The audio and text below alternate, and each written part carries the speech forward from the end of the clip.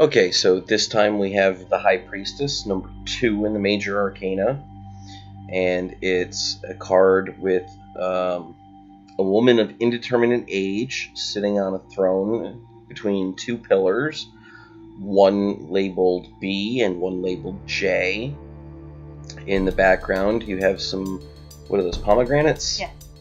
And at her feet, you have a crescent moon, and she holds a book in her hand. In the case of the Rider-Waite tarot, it's the Torah.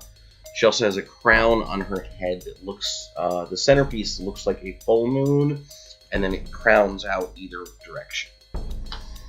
So, I don't have a whole lot of experience catching the High Priestess in readings. How about you? Oh, she's a great card. All right.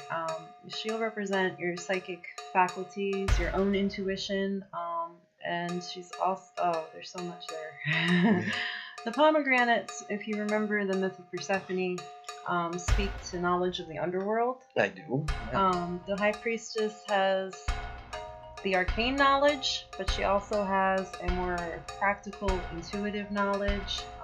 Hers is the knowledge of women, of the feminine mysteries, as some people think of them.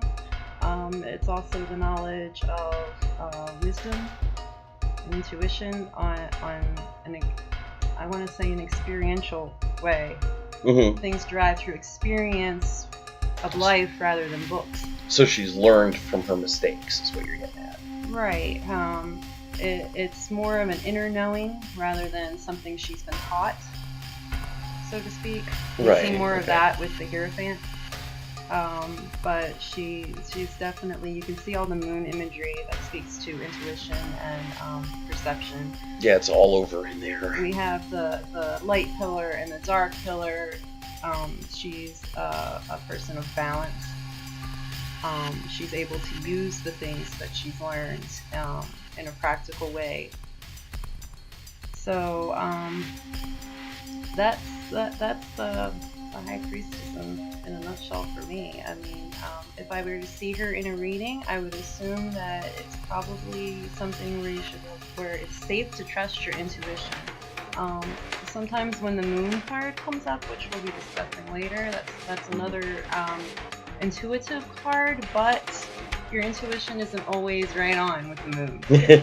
But the High Priestess is saying you can trust yourself on whatever it is that your intuition is telling you, that you're on the right track and you're looking at things in a balanced way, whereas the moon, to contrast, is more of your emotions maybe influencing the way you're looking at things. Oh. Intuition tempered with wisdom is the High Priestess, rather than intuition ruled by emotion. Oh, okay, I get it. So you did it to me. I'm gonna do it to you. I'm gonna flip it upside down. How would you see her as in reverse? In reverse, she's let her balance go and maybe lost some of her chill. In reverse, maybe she's letting other things creep in and affecting the way she's looking at life or the world or whatever her problem may be. It's warning you not to listen too much to what's going on outside of yourself. Remember to be listening to your own intuition and not letting other people try to direct you on this one. Oh.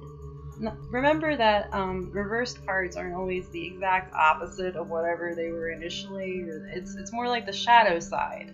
Right, like what goes wrong when this one gets out of control or something. Exactly. It's the darker side of things when maybe things aren't going in a healthy way.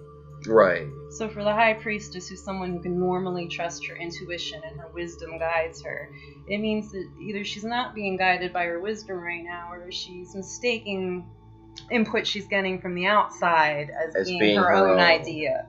Yeah, I can see that.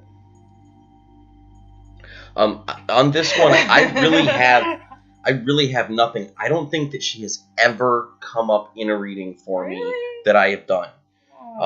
If she did, I would pretty much run at it the same way that you did, as like pure intuition, kind of like the queen of emotive thought, right?